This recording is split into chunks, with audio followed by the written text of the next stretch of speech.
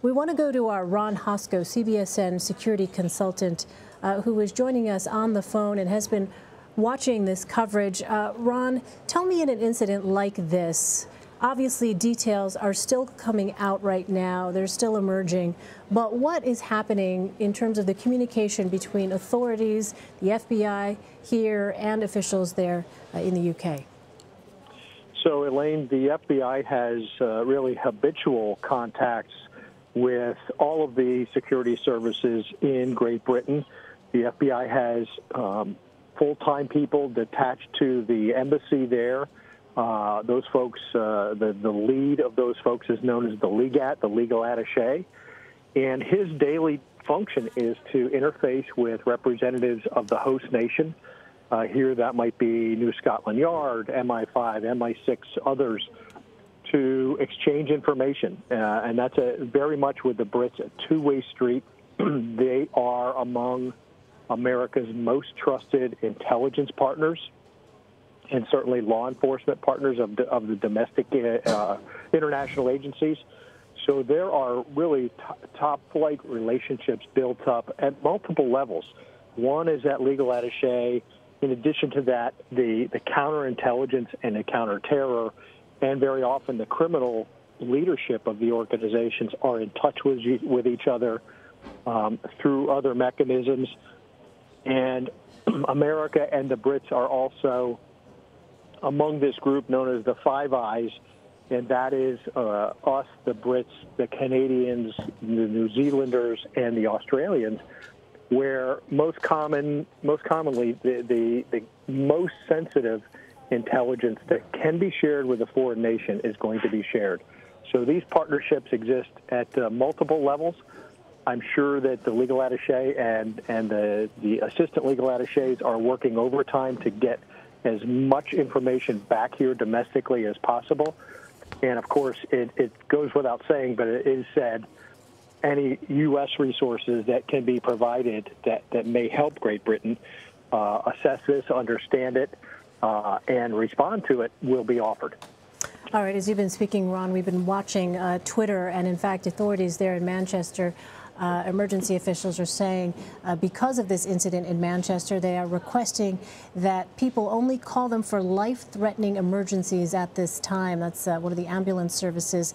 They're also going on to say via social media, if you require our assistance over the next few hours, please bear with us, as we have a large number of resources at the incident in Manchester. We should also tell you that the Greater Manchester Police say that they are working to provide a number for anyone who's concerned about loved ones to contact. They're going to be releasing that as soon as possible. Emergency services, meantime, of course, are continuing to work the scene of this incident, and the images that we are just now beginning to show and to see show victims of all age ranges there.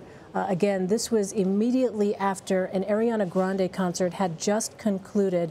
And as we were watching our broadcast partner there, Sky News, one of the observations from a reporter there is that the fan base of Ariana Grande tends to be a very young one. And so there may have been a number of young people, perhaps even children, who were attending the concert at the time. This video that we're showing you now, again, social media video showing just the panicked scenes inside that arena.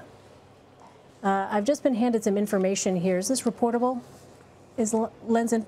All right, this is from Len Tepper, senior investigative producer with our investigative unit. He says, according to one U.S. law enforcement source, there was one, possibly two explosions inside the arena.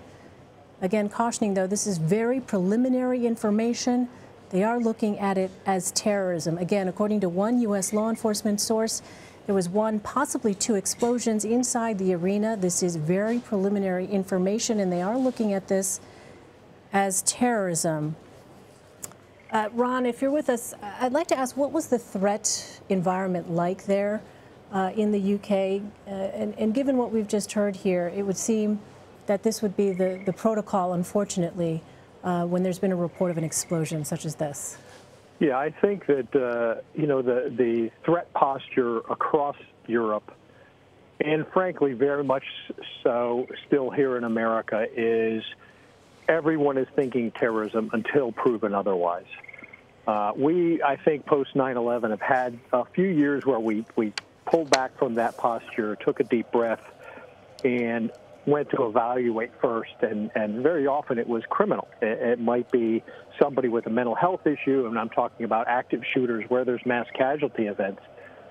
But with the rise of ISIS and with as many travelers as Europe has had to the Levant, to Syria and other places where you see jihad being played out daily, and those travelers being native-born, travel and then come back, or they may have been foreign-born and they immigrate to Europe and then travel for this purpose. This threat is, I think, ongoing. Everybody sees that. And even though the threat seems to evolve or metastasize from time to time, which we've seen in the last 2 years with really the rise of the vehicle attack, and we've seen a number of knife incidents or bladed, edged instrument attacks across Europe as well that are horrific, even though the casualty numbers are less. But the reality is, there are still voices within these organizations, and of course I'm attributing this to terrorism without knowing, but there are still loud voices within these organizations and in the broader extremist community that is looking for big, horrific attacks for somebody to make their mark. And it is not hard to find the instruments of destruction, whether you go online and find it in one of the magazines, some of the propaganda articles, whether that's Inspire magazine or the ISIS replacements for that, or their like magazine. Currently, it's called Ramia. You can find how to build a bomb of your choosing. Different inspirations for violent attack. And so it's ever present. I do think that the security services and law enforcement are still numerically outmatched by the threat.